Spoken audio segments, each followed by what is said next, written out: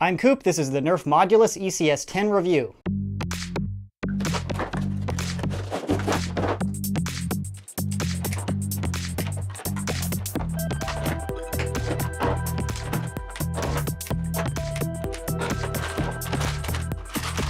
Included is the blaster itself, a 10-round banana magazine, and top optic, a foregrip, a barrel extension, a stock, and a few darts, as well as the manual. The Modulus is a battery-powered flywheel blaster. It will not function without the batteries. To get to the battery tray, you unscrew this gray piece with this single Phillips screw here, and the tray will pop off, exposing the battery tray. It requires 4 AA batteries.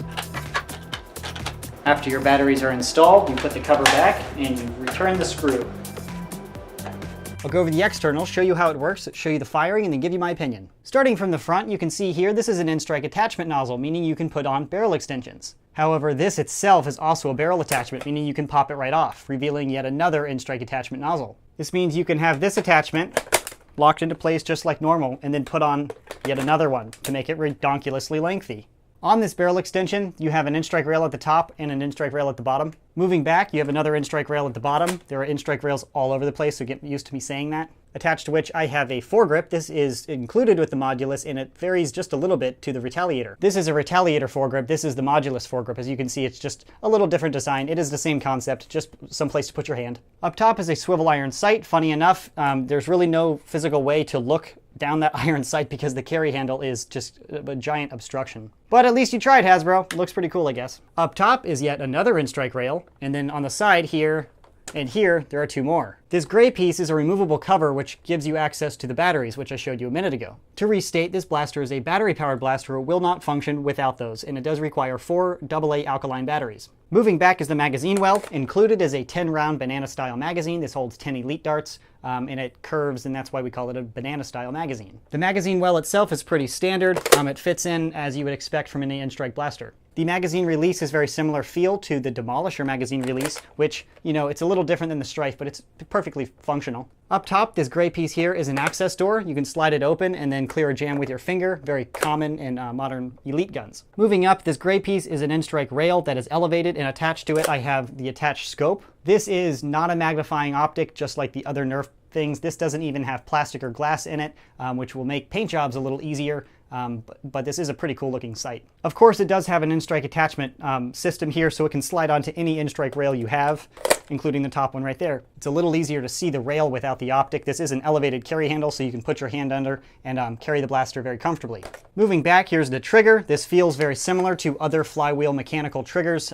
It's semi-automatic, so it operates and feels very similar to maybe a Strife, Demolisher, Raven, the other semi-auto flywheel guns. And this orange button down here is the rev trigger. If you've used a flywheel gun, it's the same thing. You have to hold this down, which revs up the motors, as you can hear, and then you pull the primary trigger after it's been revving for a moment. The grip is definitely goofy looking. I haven't seen one like this. It feels pretty ordinary. I would say this little ridge right here is slightly uncomfortable, but I might just be a little picky. Moving up, this orange thing here will allow you to remove the stock. This is an in-strike attachment nozzle, so you can add any in-strike stocks you'd like. This stock, however, is included with the blaster. It clicks in just like you would expect, and it also holds a magazine. So you're able to get a spare magazine and hold it up in your stock, very similar to the long shot. However, this stock is reliant on these 2 little pieces of plastic, very similar to the old Recon stock, so it moves a ton.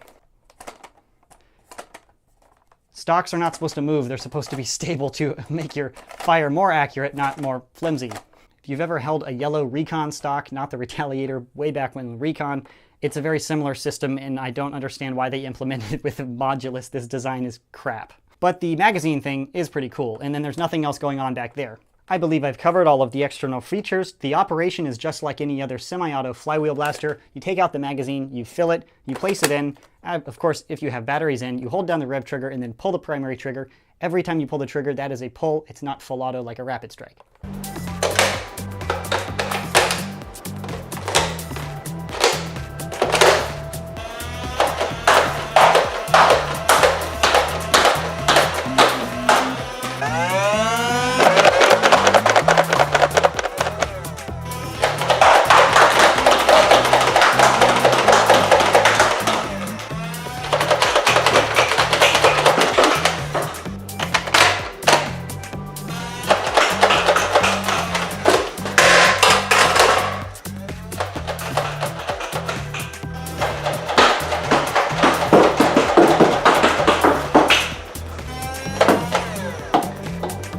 74, 75, 69, 75,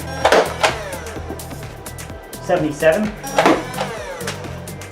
78 feet per second. As you can see, it's shooting online or maybe even just a tiny bit above the elite standard of 70 feet per second. Keep in mind, a few feet per second on average is not going to make or break the blaster. It's not going to let you wreck everybody shooting 4 or 5 feet per second faster than them, but it's definitely better to be on the high end of that. So it's shooting just like or slightly better than other elite blasters on the market right now. So I've gone over the externals, showed you it in action, so now here's my opinion. I've been pretty excited for the Modulus since I heard about it and the images were leaked. I think the modular concept of just a bunch of crap to attach to it is really cool. I've been waiting for Hasbro to release add-ons for a reasonable cost forever. So that's my favorite part of this concept, all of those cool little add-ons for hopefully reasonable prices. If you like the feel of the Demolisher, the Strife, the Raven, the Flywheel semi-auto guns, I'm sure you will like this. The performance is on par with all of the other elite guns, and the tacticalness is super cool. Getting all of these little attachments is really cool. This thing is probably my favorite because it also has another in-strike nozzle here, so you can just customize the wazoo out of all of your Nerf guns. My biggest gripes on this blaster are the stock. This flimsiness makes this almost unusable. I definitely like it holding another magazine. I think that's really cool and very functional, but it's just too loose and flimsy to be used properly. And my other gripe is with the grip. This little ridge, as you can see here, is slightly sharp, so when my hand goes around it, it's not very comfortable. All of the other in-strike guns and every Nerf gun pretty much ever has had a very smooth filleted edge. This is a pretty sharp edge, and it's kind of surprising. But all things considered, those two gripes are pretty small. I'm very happy with the Modulus. I like the performance, the function, the whole theory of it. Just a basic Strife or semi-auto flywheel gun. It's going to accept modifications very well, and this shell is also very cool. I'm excited to paint it. So I'll show you a few combinations in case you want to get your mind jogged of how to load out your Modulus. Long shot front gun, stockade stock, drum mag, goofy stuff. Retaliator gear, pretty goofy looking.